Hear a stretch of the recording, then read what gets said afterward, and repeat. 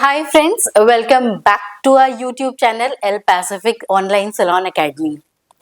आज हम तैयार हैं अपने एपिसोड 2 के साथ, जिसका टॉपिक है स्किन फेयरनेस। ये एक बहुत ही गलत धारणा है या एक बहुत ही गलत सोच है कि जो लोग फेयर होते हैं उनके पास ज्यादा अपॉर्चुनिटी होती है, या वो ज्यादा सक्सेस होते हैं, या वो ज्यादा इंटेलिजेंट होते हैं।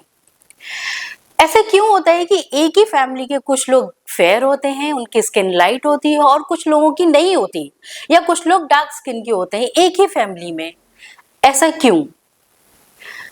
हमारी सैलून इंडस्ट्री में आई थिंक जब से ये सैलून इंडस्ट्री स्टार्ट हुई है या सैलून बिजनेस स्टार्ट हुआ है, सबसे ज्यादा ली जाने वाली सर्विस जो है वो है स्किन फेयरनेस। ऐसा क्यों? इन्हीं सब टॉपिक पे आज हम चर्चा करेंगे डॉक्टर सुनील सिंह के साथ, जो फाउंडर हैं companies L Passion and L Pacific के साथ। तो बताइए doctor Singh, over to you, क्या है ये स्किन फेयरनेस और what is the science behind this? Thank you Veenu. Welcome back to our channel friends. ये जो फेयरनेस वर्ड है Veenu, I am not very happy with this word fairness और skin lightening, because it's very demeaning. It's like undermining the dignity of a woman. Fairness has no relationship with success. Fairness is not a definition of beauty. हमारे FDA में, food and drug administration में, these words are prohibited. You cannot use a word fairness or a skin lightening anymore. For last even 70-80 years, people were using the word fairness, but not anymore. So there are better ways to define a good skin, like skin rejuvenating, skin brightening. You can even call it skin repair, but I'm not the support of the word skin fairness or skin lightening. Okay doctor Singh, we understood कि हमें skin fairness word नहीं use करना चाहिए। I think हमें अपने salon services से भी ये हटा देना चाहिए कि स्किन फेयरनेस सर्विस हम प्रोवाइड कर रहे हैं। It should be skin brightening, skin repair, nourishment, ये होना चाहिए। लेकिन एक बात बताइए डॉक्टर सिंह, ये जो आजकल सैलून्स में बहुत सारी न्यू टेक्नोलॉजीज आई हैं, हाइड्रा फेशियल, लोग कहते हैं कि हाइड्रा फेशियल कराना चाहिए, और उसके अलावा एक और टर्म आजकल आ रहा है मार्केट में, कोरियन ग्लास ग्लो फेशियल। तो ये क्या है, please elaborate doctor Singh. Lot of people say that Korean glass glow facial or hydra facial they are overhyped things, or they are fake, or they are not true. But मेरे अपने viewpoint से Korean glass glow facial और hydra facial is a innovative science, is definitely not a hype. It's a reality. But we must know, हमारे जो salon stylist हैं या जो beauty parlour चलाते हैं, even if you are a client, you must know a basic thing which is called the skin science, a basic skin chemistry, how skin chemistry works. ये जितने products हैं ये कैसे काम करते हैं, और ये बेसिक स्किन साइंस क्या है। अगर हमें ये पता चल गया तो हमें ये जानने में कभी भी प्रॉब्लम नहीं आएगी कि कौन सा फेशियल, कौन सा ट्रीटमेंट हमारे किस स्किन के लिए, कौन से क्लाइंट के लिए ज़्यादा यूजफुल है। तो आज के एपिसोड में हम एक बेसिक स्किन साइंस को समझने की कोशिश करते हैं, और ये जानने की कोशिश करते हैं कि कौन से सेफ इंग्रेडिएंट्स हमें अपने क्लाइंट्स पे यूज करने चाहिए, what is a definition of a good facial, और एक डिटेल में जानने की कोशिश करते हैं कि ये कोरियन ग्लास ग्लो फेशियल क्या है, इसकी साइंस, इसकी केमिस्ट्री क्या है, और इसकी रियलिटी क्या है। So this is going to be the part of this episode. आज के हम अपने एपिसोड में बात करते हैं स्किन कलर की। See we all are born with certain skin colour that we can not change, which is in our genes, but there are certain factors जो हमारे स्किन कलर को इन्फ्लुएंस करते हैं। उसमें से हमारा जो बिगेस्ट इन्फ्लुएंसर है, जो हमारे स्किन कलर को इन्फ्लुएंस करता है, वो है सन। सो फॉर एग्जाम्पल, जैसे मैंने ये सन रेज हैं, और ये हमारी स्किन है। हमारी स्किन्स में जो सेल्स हैं जो स्किन कलर प्रोड्यूस करने में हेल्प करते हैं, इज कॉल्ड मेलेनोसाइट्स।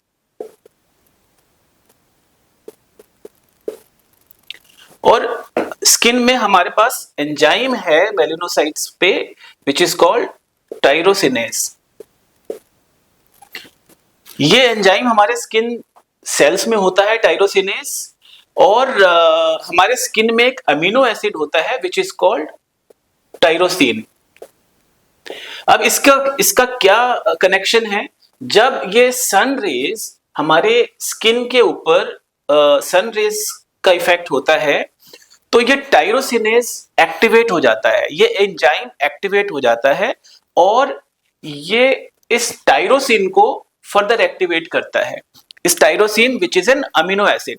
अब ये टायरोसिन अमीनो एसिड एक बहुत ही कॉमन अमीनो एसिड है जो ऑलमोस्ट हर प्रोटीन में होता है और इसके मल्टीपल रोल्स हैं।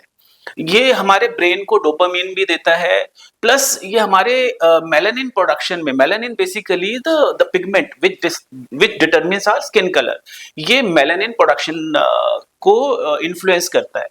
सो सन रेज जब ने मेलानोसाइट्स पे इम्पैक्ट किया, टायरोसिनेज एंजाइम एक्टिवेट हुआ, टायरोसिनेज एंजाइम ने टायरोसिन को अमीनो एसिड को एक्टिवेट किया and this tyrosine converts into dopa, and this dopa further converts into dopaquinone. This is also an amino acid, kind of amino acid. ये दोनों डोपाक्विनिनोन से ही dopamine भी बनता है और मेलानिन भी बनता है which is the skin colour. अब ये डोपाक्विनिनोन ऑक्सीडाइज होता है, ऑक्सीडाइज फर्दर जब ये ऑक्सीडाइज होता है तो ये आपका मेलानिन की प्रोडक्शन करता है हमारे स्किन में। ये एक चेन रिएक्शन है। अब ये चेन रिएक्शन को आप दोबारा समझिए। ये हमारी स्किन है, स्किन का सन से कांटेक्ट हुआ, टायरोसिनेज एक्टिवेट हुआ, टायरोसिनेज ने टायरोसिन अमीनो एसिड को एक्टिवेट किया, टायरोसिन कन्वर्ट हो गया डोपा में, डोपा कन्वर्ट हो गया डोपाक्विनिनोन में, और डोपाक्विनिनोन ऑक्सीडाइज होके कन्वर्ट हो गया मेलानिन में। अब ये मेलानिन जो है ये दो टाइप के होते हैं। पहला मेलानिन होता है जैसे आपका is called you melanin, that means black pigments. So you can understand कि how sun influences the formation of black pigments। तो जितना ज्यादा हम सन में एक्सपोज होंगे ये चेन रिएक्शन चलता जाएगा। Understand, it's very simple. तो अब हमारे पास ऑप्शन क्या है? हमारे पास ऑप्शन क्या है? सबसे पहला ऑप्शन ये है कि हम किसी तरीके से इस सन रे को ब्लॉक करें।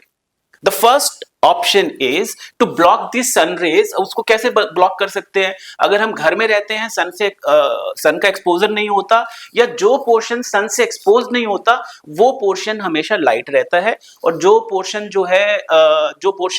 सन से एक्सपोज होता है वो थोड़ा डार्क होता है। This is one way. But another way is, अगर हमें we cannot remain inside always, अगर हम फील्ड में जाते हैं, सन से एक्सपोज होते हैं, the first thing we should do when we are looking for better skin or a better color skin is the use of good sunscreen।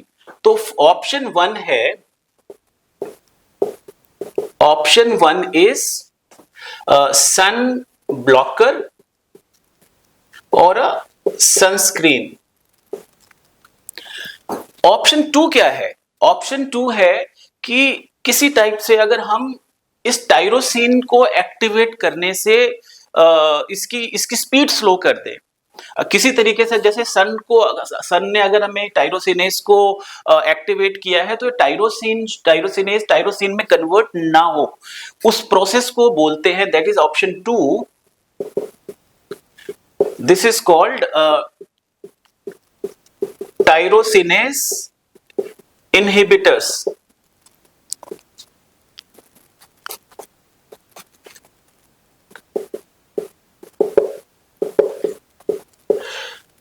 अब अगर ये सन रेज हमारे सेल पे पड़ भी रहा है लेकिन टायरोसिनेज एक्टिवेट नहीं हो रहा है, तो वो टायरोसिनेज जो है टायरोसिन को एक्टिवेट नहीं करेगा, तो वो डोपा में कन्वर्ट नहीं होगा, डोपाक्विनिनोन में कन्वर्ट नहीं होगा, और ऑक्सीडाइज होके ब्लैक पिगमेंट्स नहीं बनाएगा। This is option two. And now what is the option three with us? Option 3 with us is कि अगर ये सपोज डोपाक्विनोन में कन्वर्ट हो भी गया है तो वो फर्दर ऑक्सीडाइज होके मेलानिन में ना बने, वो मेलानिन में कन्वर्ट ना हो, उसके लिए उसको बोलते हैं हम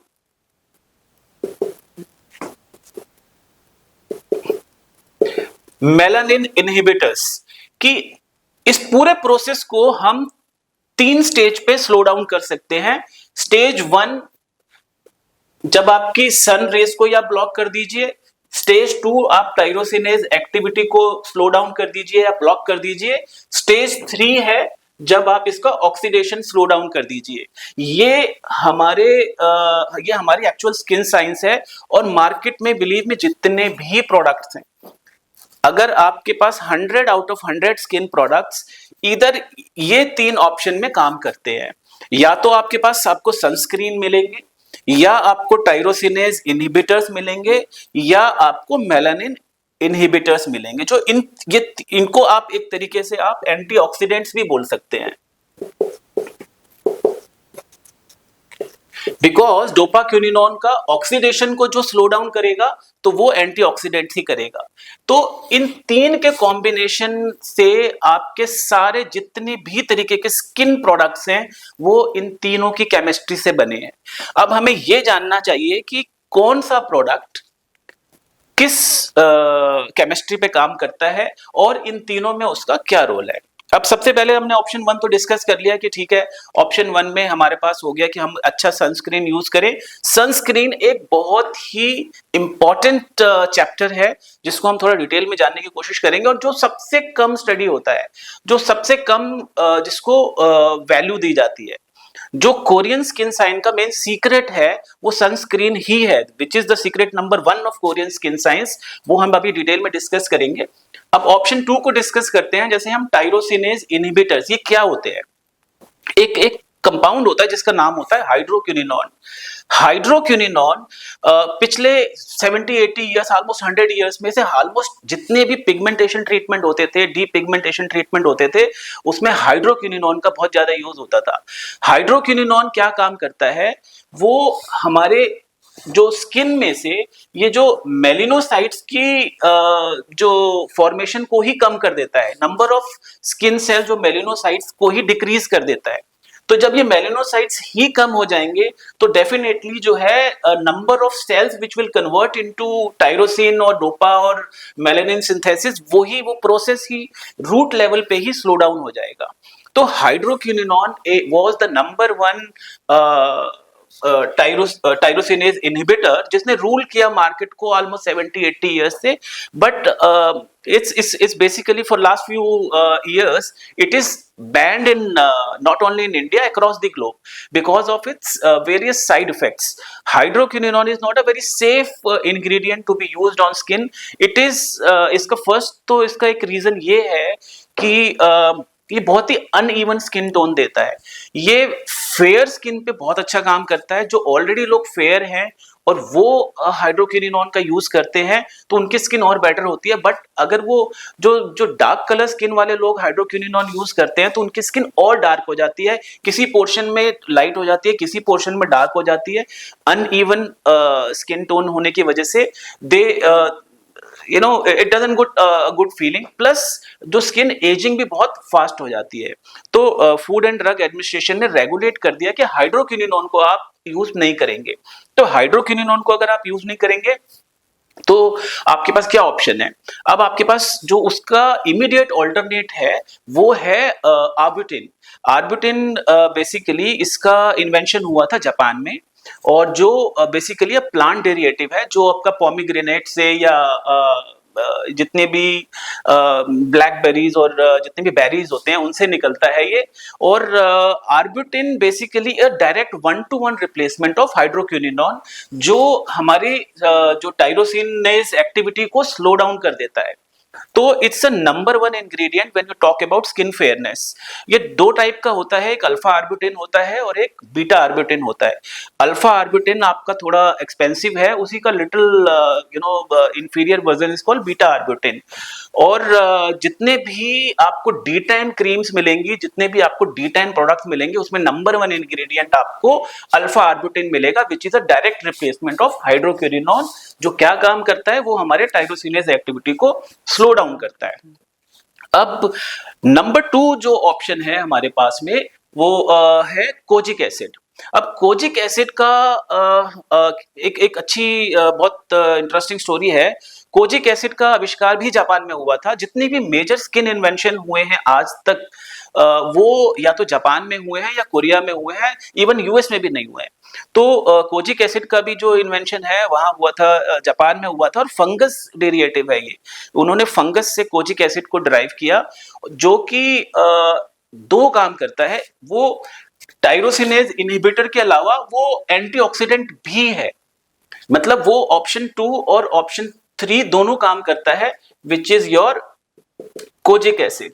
तो जितने भी आपको स्किन लाइटनिंग प्रोडक्ट या जितने भी आपको स्किन कलर प्रोडक्ट्स होंगे, उसमें आपको ये नंबर 1 इंग्रेडिएंट आर्बुटिन के साथ कोजिक एसिड जरूर मिलेगा। कोजिक एसिड प्लस आर्बुटिन, आपको जितने भी स्किन लाइटनिंग प्रोडक्ट्स हैं उसमें आपको इनका कॉम्बिनेशन 101% मिलेगा। जितने भी डी टैन आते हैं मार्केट में, जितने भी तरीके के एंटी टैन प्रोडक्ट्स हैं, उसमें उनको आपको इन दोनों का कॉम्बिनेशन 100% मिलेगा। लॉरियल ने ये स्टडी किया और कोजिक एसिड को पेटेंट करा लिया।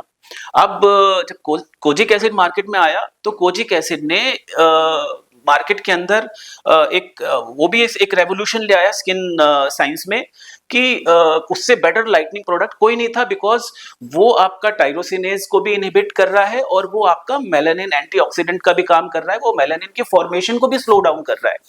तो लॉरियल ने इसको इन्वेंट किया था, तो पेटेंट करा लिया, और for till the time the patent was on, nobody was authorised to use it. अब जब वो पेटेंट का टाइम पीरियड खत्म हुआ, जब वो मार्केट में it was open to use by everyone, तो ये डिस्क्लोज हुआ कि kojic acid is not a very stable salt. You can not use kojic acid as it is, you have to use a salt of kojic acid. तो उसका जो kojic acid का जो salt होता है, उसको बोलते हैं कोजिक एसिड डाइपामेटेट। तो अब आज के डेट में जितने भी कोजिक एसिड को आप डायरेक्ट यूज करेंगे, आपके स्किन फॉर्मुलेशन में वो स्टेबलाइज ही नहीं होगा। तो आपको कोजिक एसिड डाइपामेटेट आजकल यूज आता है, but kojic acid dipalmitate is not as effective as kojic acid. So why I am telling you all this, कि it's very important for you कि जब अगर आप किसी का डी-टैन ट्रीटमेंट कर रहे हैं, या आप किसी का स्किन लाइटनिंग ट्रीटमेंट कर रहे हैं, या स्किन रिपेयर ट्रीटमेंट कर रहे हैं, पिगमेंटेशन ट्रीटमेंट कर रहे हैं, तो आपको पता होना चाहिए कि उसमें कौन सा इंग्रेडिएंट आप यूज कर रहे हैं और वो कौन सा इंग्रेडिएंट क्या काम करेगा।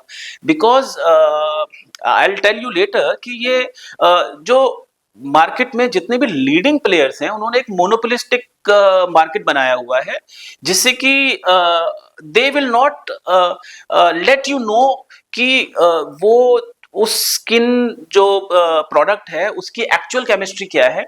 दे will give you names of some fancy ingredients which you have never heard, which वो ना तो कोजिक एसिड है ना आर्बुटिन है, but it would be something else, but that something else they will claim is a magic thing, which you should never believe. Never believe something which is not scientifically proven, which is why I'm trying to tell you the chemistry of different products. अब इसी के साथ में kojic acid और arbutin के साथ एक और प्रोडक्ट आता है जिसका नाम बोलता है अजेलिक एसिड।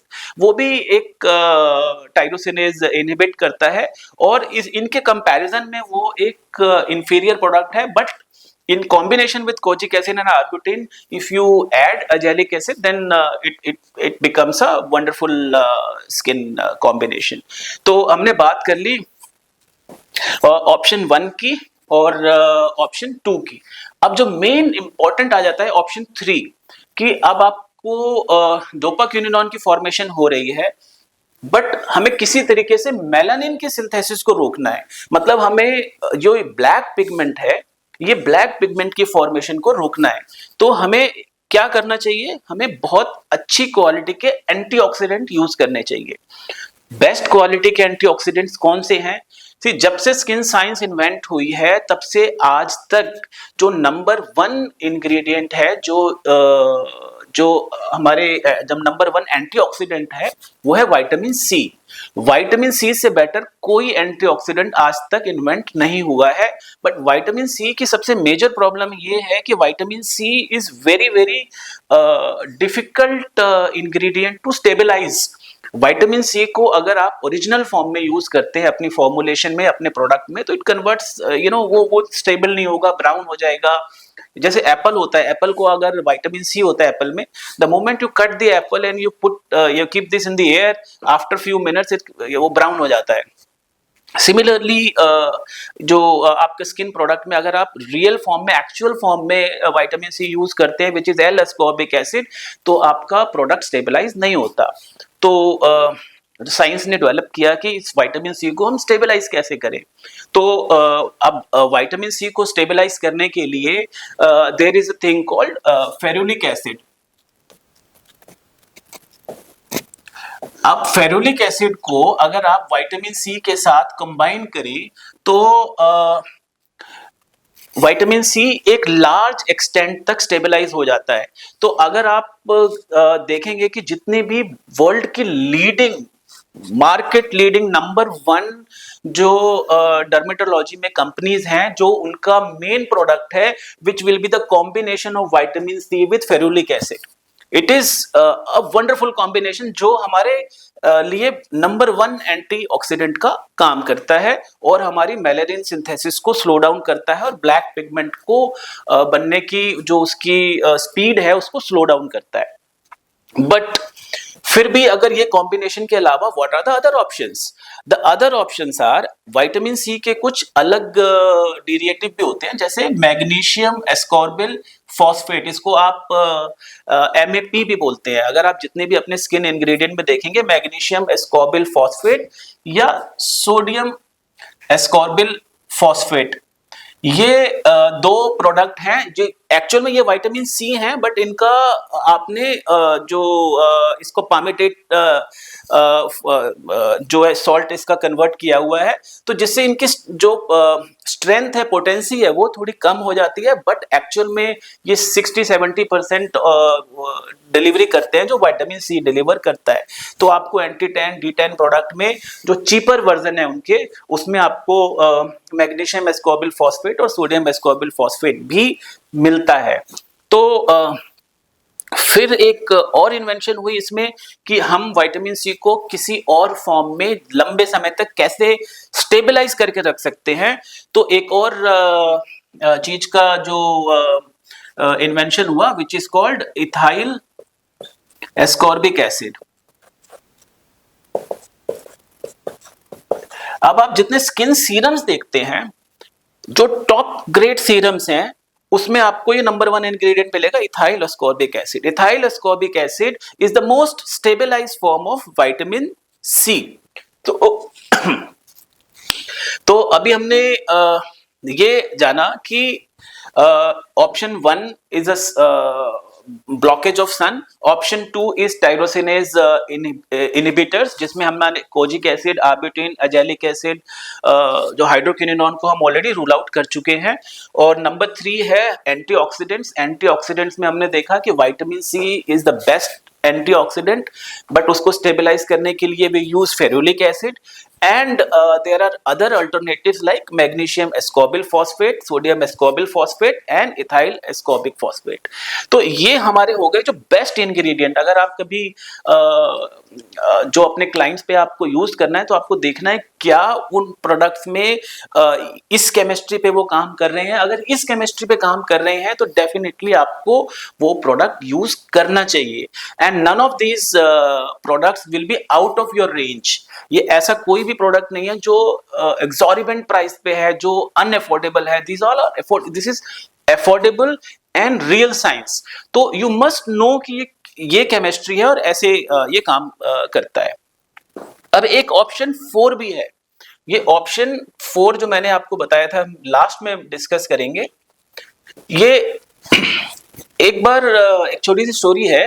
एक बार मैं ट्रेड फेयर गया था, ट्रेड फेयर में हमने पार्टिसिपेट किया था, हमारी कंपनी ने पार्टिसिपेट किया था। तो एक हमने स्टॉल लिया था, हमारे स्टॉल के पास 2-3 और स्टॉल थे।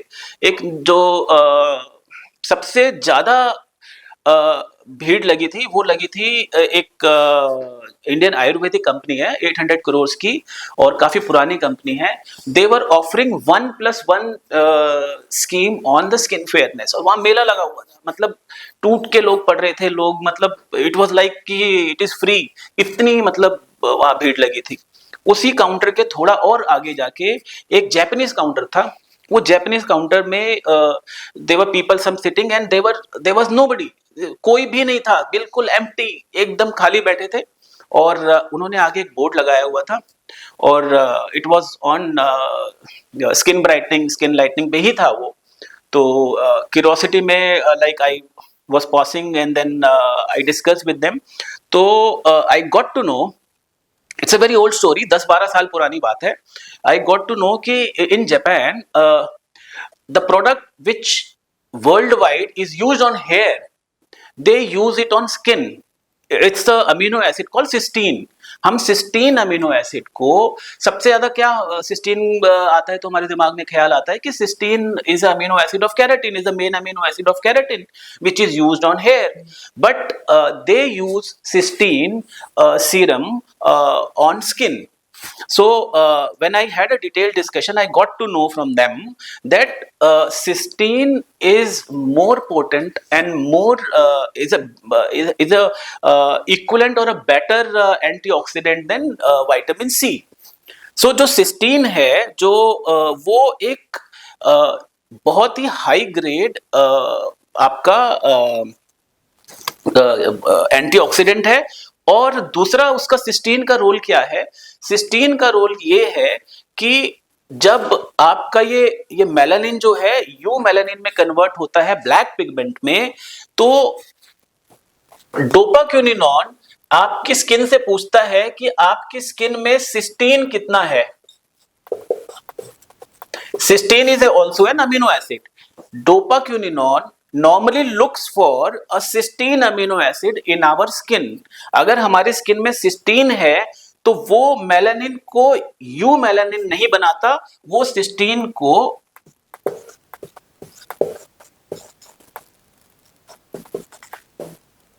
You call it फ्योमेलानिन।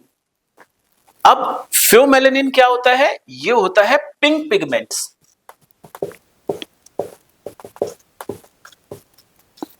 See, you understand कि dopaquinone converts into melanin, melanin converts into black pigments, which is eumelanin. But if dopaquinone का रिएक्शन सिस्टीन के साथ होता है तो वो ब्लैक पिगमेंट की जगह पिंक पिगमेंट बनाता है। जो पिंक पिगमेंट जो फ्योमेलानिन है, जो हमारे लिप्स में होता है, आईज में होता है, नेल्स में होता है, उसकी फॉर्मेशन ज्यादा करता है। अगर ब्लैक पिगमेंट की जगह आपकी स्किन में पिंक पिगमेंट ज्यादा बनेंगे तो डेफिनेटली आपकी स्किन बेटर होगी। तो ये डीप साइंस ये जापान और कोरिया के अलावा कोई इस तक नहीं पहुंच सकता था। सो it was also a learning for me at that time 12 years ago that cysteine is equally good for skin as good as for hair. अब सिस्टीन को इन जो सिंगुलर फॉर्म में यूज करने की जगह there is a compound which is called glutathione. अगर आपने देखा हो,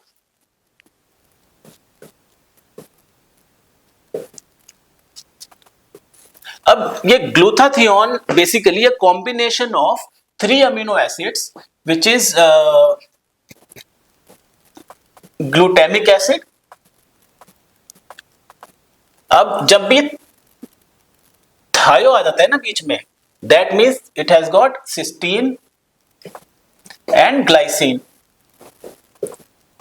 See, it's a combination of glutathione is a combination of 3 amino acids, glutamic acid, cysteine and glycine. So, अगर हमारे बॉडी में ग्लूटाथियोन की मात्रा ज्यादा होगी तो डेफिनेटली हमारा स्किन कलर बेटर होगा, because glutathione has got 2 natural moisturizers and a very good antioxidant जो हमारी मेलानिन को EU मेलानिन मतलब ब्लैक पिगमेंट बनने की बजाय उसको पिंक पिगमेंट में कन्वर्ट करेगा। अब glutathione is also known as a superfood भी बोलते हैं बिकॉज ग्लूटाथियोन का आप टॉपिकल यूज करते हैं, अगर आप क्रीम में यूज करते हैं तो उतना ज्यादा इफेक्टिव नहीं होता, बट अगर आप उसको कंज्यूम करते हैं जैसे in the form of a drink और a supplement, then you get better results. So glutathione supplements are very much in, or this is reality, this is not hype, this is real science. You must understand the importance of glutathione. This is my option number 4 is basically the use of cysteine or a glutathione so that the dopaquinolone does not convert into eumelanin, it should convert into pheomelanin, which is pink pigment. So I hope you understand the whole skin science, this is how it works. So if to summarize, this is how the process works. Sun rays हमारे melanocytes में जो tyrosinase enzyme को activate करता है जिससे tyrosine की formation होती है, टायरोसिन जो अमीनो एसिड है वो एक्टिवेट हो जाता है, I am so sorry, sun rays tyrosinase को एक्टिवेट करता है जो अमीनो एसिड टायरोसिन को फर्दर एक्टिवेट करता है, which converts into dopa, which converts into dopaquinone, which is also an kind of amino acid जिससे हमारे डोपामीन की फॉर्मेशन, हार्मोन की भी फॉर्मेशन होती है for brain, but also it is also responsible for formation of melanin. अब ये melanin जो है आपका बाय डिफॉल्ट यू मेलानिन में कन्वर्ट होता है, विच इज ब्लैक पिगमेंट। तो जितना आपके पास सन रेज आते रहेंगे उतने ब्लैक पिगमेंट आपके बनते रहेंगे। तो आपके पास पहला ऑप्शन है कि आप सन ब्लॉक करिए, सनस्क्रीन लगाइए। दूसरा ऑप्शन है कि आप टायरोसिनेज को इनहिबिट करिए। टायरोसिनेज को इनहिबिट करने के लिए आप कोजिक एसिड का यूज करिए, आर्बुटिन का यूज करिए, दोनों के कॉम्बिनेशन का यूज करिए, या फिर आप अजेलिक एसिड का यूज करिए। तीसरा ऑप्शन है आपके पास कि आप इस ऑक्सीडेशन को स्लो डाउन करिए। ऑक्सीडेशन को स्लो डाउन करने के लिए आप एंटीऑक्सीडेंट यूज करिए, which is vitamin C. Vitamin C को स्टेबलाइज करने के लिए आप फेरुलिक एसिड का यूज कर सकते हैं। उनके cheaper version magnesium ascorbyl phosphate या सोडियम एस्कॉर्बिल फॉस्फेट का यूज कर सकते हैं, और या उसका most advance version which is ethyl ascorbic acid, आप उनका यूज कर सकते हैं। और आप you want to go one step further, then you should consume glutathione in the form of supplement, so that आपकी बॉडी में सिस्टीन की फॉर्मेशन ज्यादा हो, सो दैट कि आपके ब्लैक पिगमेंट्स ना बने, आपके पिंक पिगमेंट बने। I think this is the whole summary, और I hope this is going to be useful to you. So अब हम बढ़ते हैं अपने नेक्स्ट चैप्टर की तरफ। ओके,